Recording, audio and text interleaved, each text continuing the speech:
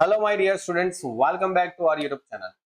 तो चलिए देखो स्टूडेंट्स, आप लोग F5 बीकॉम स्टूडेंट्स जो हो उनका सेमेस्टर नंबर 2 का एग्जाम आ रहा है। तो उनके गुजराती और इंग्लिश दोनों मीडियम के लिए यहाँ पर मैं जो स्टैटिस्टिक्स की थियरी प्रोवाइड कर रहा हूँ, तो वो आपकी एग्जाम के लिए बहुत ही इंपॉर्टेंट है। और देखो, मैं सिर्फ यहाँ पर आपको थियरी प्रोवाइड कर रहा हूँ, उसको आप एक बार अच्छे से रीड कर लीजिए। और इसी सभी थियरी की जो मैं एक्सप्लेनेशन वीडियो है वो भी मैं आपको नेक्स्ट आने वाले एक दिन के अंदर, मतलब नेक्स्ट मतलब कल ही मैं आपको प्रोवाइड कर दूंगा। यूट्यूब के ऊपर ही आ जाएगा, तो उसको भी अच्छे से पढ़ लीजिए। लेकिन उससे पहले आपको आज का एक टाइम दे रहा हूँ जिसमें आप एक जितनी भी थियरी मैं आपको प्रोवाइड कर रहा हूँ आज, उसको एक बार अच्छे से पढ़ लीजिए, क्योंकि आपको स्टैटिस्टिक्स के अंदर एटलीस्ट 14 मार्क्स की थियरी तो होती ही होती है। क्योंकि आप देखो, अगर आप स्टैटिस्टिक्स के अंदर देखोगे तो 12 मार्क्स का आपका थियरी फिक्स है। और शॉर्ट क्वेश्चन के अंदर भी कभी कभी थियरी आती है, ठीक है। स्टार्टिंग के जो शॉर्ट क्वेश्चन होते हैं उसमें दो दो मार्क्स की दो थियरी आती है। तो वो दो दो मार्क्स की दो थियरी मतलब चार मार्क्स वो हो गए। मतलब सोचो, पूरे पेपर के अंदर 16 मार्क्स की तो थियरी आती है, ठीक है। और हो सके तो पिछले साल का पेपर आप देख लेना, 16 मार्क्स की थियरी जैसा कुछ ना कुछ तो मिल जाएगा। 16 12 14 आसपास थोड़ा बहुत होता रहता है। तो चलिए स्टार्ट करेंगे। Statistics method for the social science credit 4। Okay, तो देखो सभी स्टूडेंट्स को पहले मैं बोल देता हूँ, इतनी थियरी अच्छे से पढ़ लीजिए।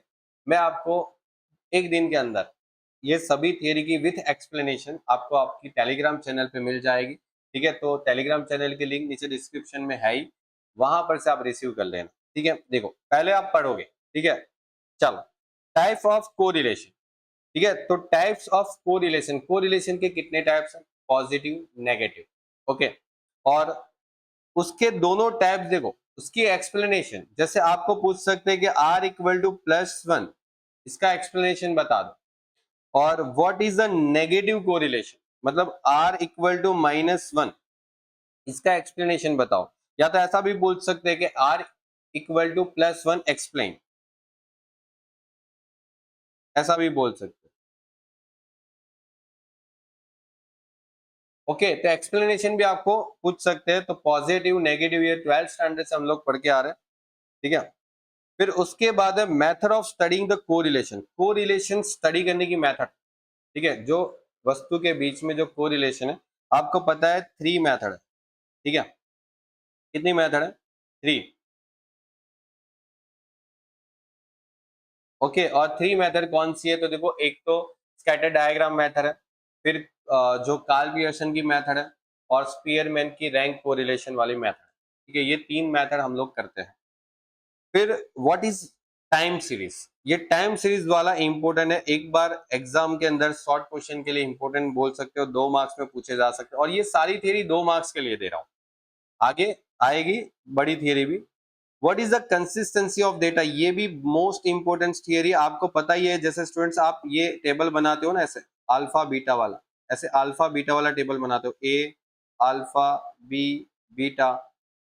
और इस टेबल के अंदर आपके पास यहाँ पर ए भी आता है, ए बीटा आता है, और अल्फा बी आता है, और अल्फा बीटा आता है। और ये जो जितने भी मैंने अभी लिखे, अगर इनमें से कुछ भी नेगेटिव चला जाता है तो हम लोग बोलते हैं कि डेटा इज नॉट कंसिस्टेंट।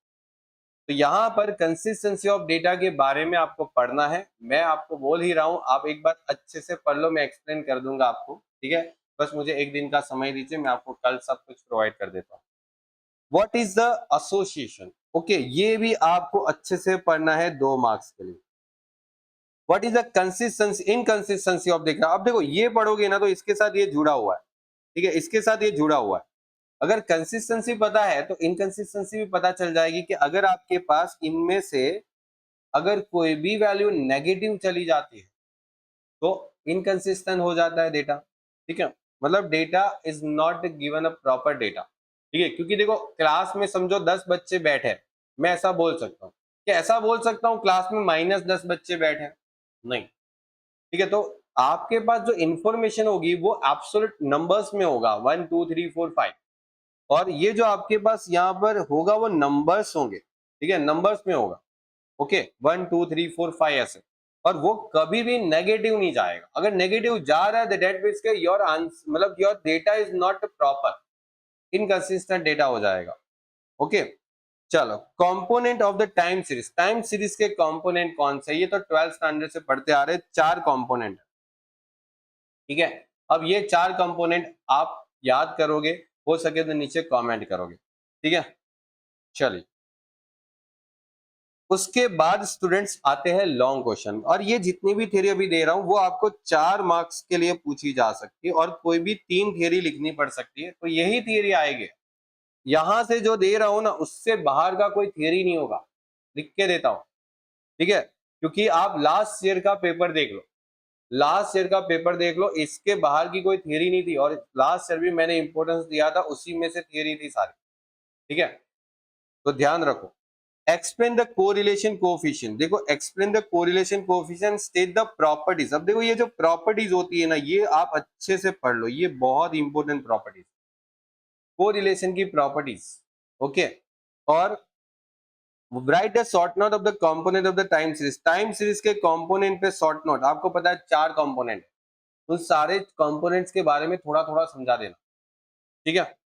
फिर प्रॉपर्टीज आ गई। अब देखो, ये किसकी प्रॉपर्टीज आ गई? ये प्रॉपर्टीज आ गई रिग्रेशन की, और ये भी मोस्ट इंपोर्टेंट है, ये भी आपको यहाँ पर मोस्ट इंपोर्टेंट है। ये जो 2 टिक कर रहा हूं ना, इनमें से 2 में से एक तो आती है एग्जाम, ठीक है, हर बार आता है, तो ये 2 तो बहुत अच्छे से कर लेना। Difference between the correlation and regression, ये आप डिफरेंस तभी कर पाओगे जब आपको ये वाला क्वेश्चन और ये वाला क्वेश्चन आता हो, क्योंकि इसके डिफरेंस के अंदर अगर आप पढ़ोगे ना, तो उसकी प्रॉपर्टीज ही कंपेयर किया होगा, आप चेक कर लेना, ठीक है। तो अगर आपको ये फर्स्ट और थर्ड क्वेश्चन आ गया, तो मतलब वो डिफरेंस तो अपने आप आ गया, मतलब वो तो रीडिंग करना ही कम हो गया। State the type of association and attributes, मतलब आपके पास एसोसिएशन एट्रीब्यूट्स जो है उसके टाइप्स बताने हैं। Types of association and attributes, मतलब इसके 3 टाइप्स हैं, ठीक है। 3 टाइप्स है, कौन से 3 टाइप्स है? एक तो पॉजिटिव एसोसिएशन, नेगेटिव एसोसिएशन और इंडिपेंडेंट। मैं यहाँ पर लिख देता हूँ, पॉजिटिव, नेगेटिव और इंडिपेंडेंट, ठीक है। अच्छे से पढ़ लो, इसको एक्सप्लेन भी कर दूंगा, लेकिन पहले आपको मैं एक जवाबदारी देता हूँ, पढ़ना, ठीक है। चलो, फिर एक्सप्लेन करूंगा, समझ में आ जाएगा। उसके बाद आता है utility of study of time series. ये एक बार नया थियरी है, ठीक है, पूछ सकते हैं आने वाले समय में। State the difference method to find the association between the 2 attributes and explain any one with the example. आपको पता है कितनी मेथड है? यहां पर भी 3 मेथड है। कौन सी 3 मेथड है? Comparison of observe frequency with expected frequency. मतलब पहली मेथड, देखो 3 मेथड है, उसमें पहली मेथड है compare observe frequency with expected frequency. Second कौन सी मेथड है? सेकेंड है प्रोपोर्शन मेथड। और थर्ड मेथड कौन सी है? यूल्स, ओके, यूल्स की मेथड। तो ये तीनों में से कोई भी एक मेथड समझानी, ठीक है। चलिए, explain the method of least square method, और इसके साथ साथ है ना मूविंग एवरेज मेथड भी आप अच्छे से पढ़ लो। तो वो दोनों मैंने दे ही रखी है, मूविंग एवरेज मेथड और लीस्ट स्क्वायर मेथड।